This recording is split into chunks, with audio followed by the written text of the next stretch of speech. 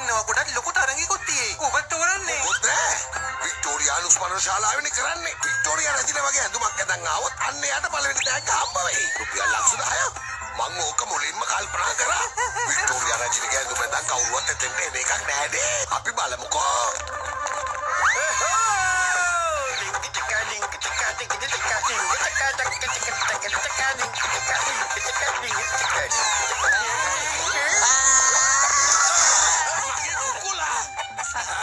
රාමසේක මහත්තයා මගේ කුකුලා ඔහේ පන්නලා දැම්ම නේද?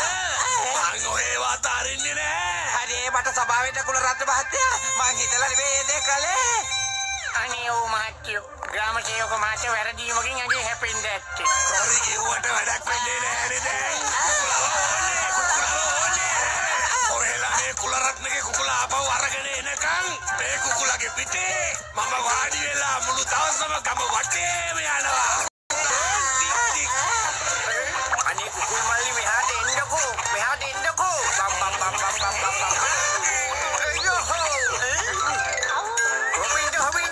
අනේ යන්නවා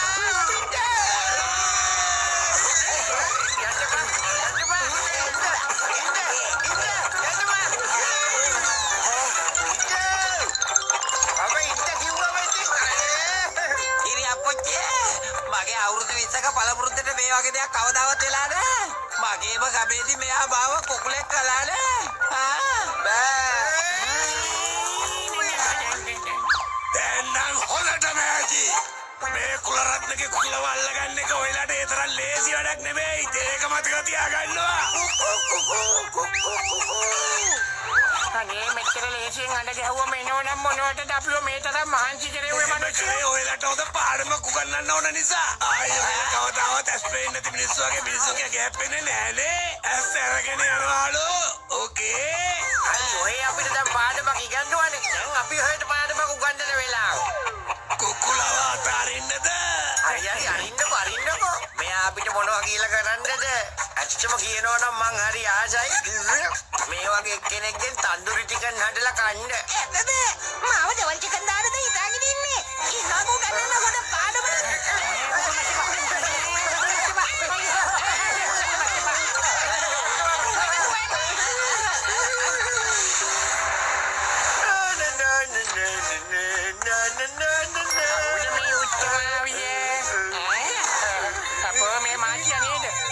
මොකද්ද මාටියෝ මේ ඔයාට වෙලා තියෙන්නේ? මොකද ඔහොම ඇඳගෙන ඉන්නේ කියලා? එන්නකො චූටියෝ පොඩි රහසක් තියෙන ඔයාට කියන්නේ. අද හැන්දෑවේ 7:00ට වික්ටෝරියා අනුස්මරණ ශාලාවේ තියෙනවා විකට ඇඳුම් තරගයක්. ඒකට වික්ටෝරියා රජිනගේ ඇඳුම ඇඳගෙන ගියොත් දිනන්න පුළුවන්.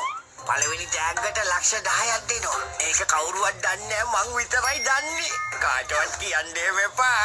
අනේ මාටියෝ මොනවද හිත වෙලා තියෙන්නේ කියනවා. එහෙම එකක් මම නම් ඇහුවෙත් අදයි. මොකද්ද දැන් ඔය කරන්ට හදන්නේ?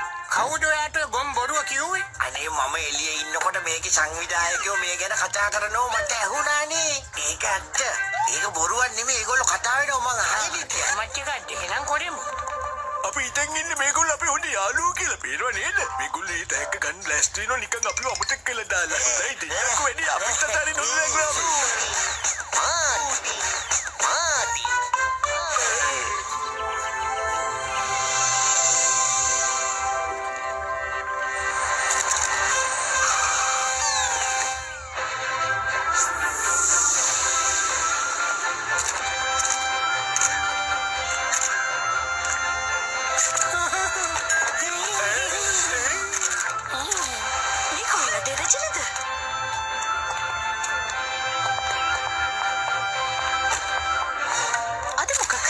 ශාලාව උත්සවයක් තියනවද?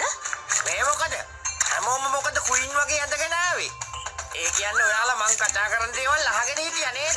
ඒ කියන්නේ ඔයාලා වංචාකාරයෝ රැවටිලිකාරයෝ. අනිවාර්යයෙන් නිකන් මේ යනවා යන්නේ අපිට වංචා කරේ ඔය දෙන්න තේරුණාද? එකට ඉඳලා නිකන් වට අපිට තරඟ ගැන කියන්නේ તો පළවෙනි තෑග්ග ගන්න ලෑස්ති උනා නේද? බලමුකෝ යන්කෝ ඇතුළට. යන්කෝ යන්නේ. පළවෙනි තෑග්ග කොහොම හරි ගන්නවා.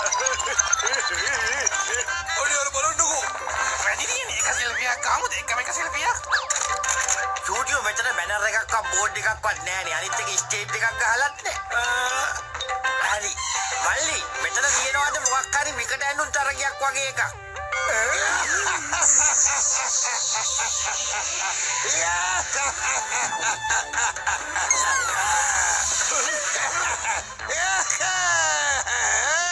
එහෙම කම්පිටිෂන් එකක් මෙතන පැවැත්වෙන්නේ නෑනේ.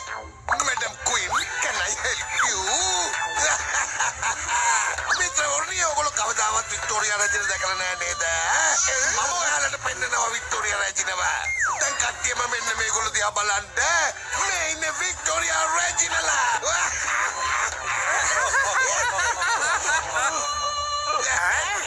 ජෝන් එහෙනම් ඔහෙ තමයි මේ මගදී ඇතෙව්වේ නේද? අනේ කුයි පොපටෝ ගන්නකො මටයි මොනවා මගේ අවුරුදු 20ක පළපුරුද්දට මෙච්චර අපහාසයක් නම් කවදාවත් විඳලා නෑ. මාතියෝ ඔය තමයි මේ හැමදේටම වගේ කියන්න ඕනේ. ඕම ඉන්නවා.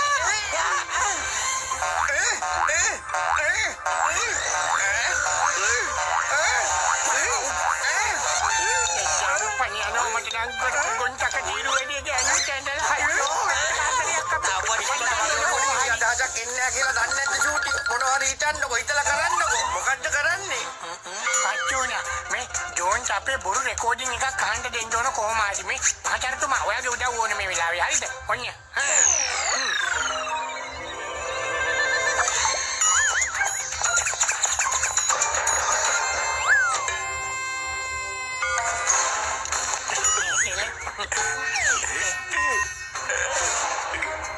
ආයිබෝවන් මිත්‍රවරුනි අද ඔබ මේ දකින්නේ විශේෂ සාකච්ඡාවක මුලපිරීමක් කාටත් කලින් හැමදේට මිස්ටර් අහින් තියන්නේ අපේ නාලිකාව තමයි ඇත්තම කියනවා නම් මම අහලා තියෙනවා ඔබතුමිය දක්ෂ ඉතිහාසඥයෙක් කියලා ඔබතුමිය වික්ටෝරියා අනුස්මරණ ශාලාවට පැමිණියේ මොන වගේ පර්යේෂණයකටද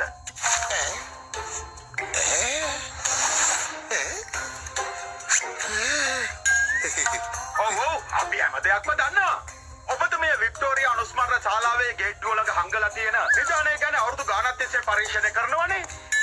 අනික ඔබ ළඟ ලේඛනගත සාක්ෂි පවා තියෙනවනේ නේද?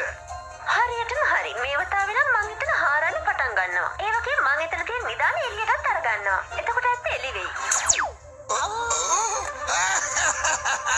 මං හිතපු නැති දෙයක් සිද්ධ වෙන්නේ.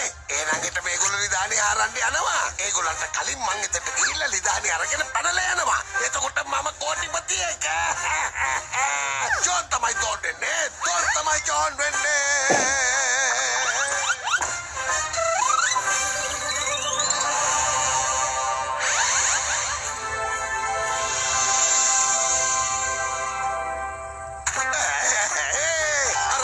සර් මල්ලී කියපු විදිහට මෙතන තමයි වික්ටෝරියාගේ නිදානේ ඇත්තේ. ආරන්න එමයි.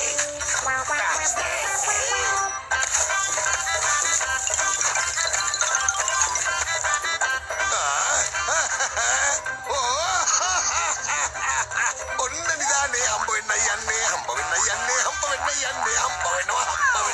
නිදානේ.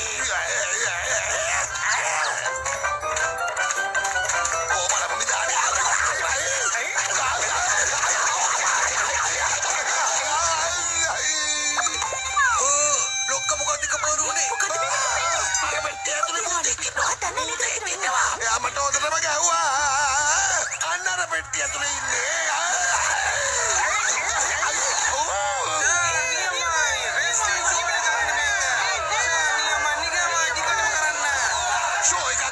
ෂෝ එකක් නෙමෙයි. මේක ඇතුලේ භූතෙක්. ඒ භූතයා මට තනි බෑවා. ඔන්න අත් දෙක එළියට ආවා. මේක නම් මහ කතරයි වටිල්ලක්. මාටියෝ ඔයා මොකද්ද මේ පෙට්ටිය ඇතුලට වෙලා කරේ? මං වගේ එක්කෙනෙකුට මෙහෙම ගහන්න හොඳද? අර පැත්තේ ඉඳලා මේ පැත්තට උමගයක් තියෙනවා පොළොවේ යටින් මං ඒකෙන් ආවේ. ඔය මෙතන හාරන බව දැනගෙන අපි පෙට්ටියක් තියලා තිබ්බා. මම උමගෙන් ඇවිල්ලා මේ පෙට්ටිය ඇතුලට රිංග ගත්තා. පෙට්ටිය තුලවිල්ල මේකට කාපුවේ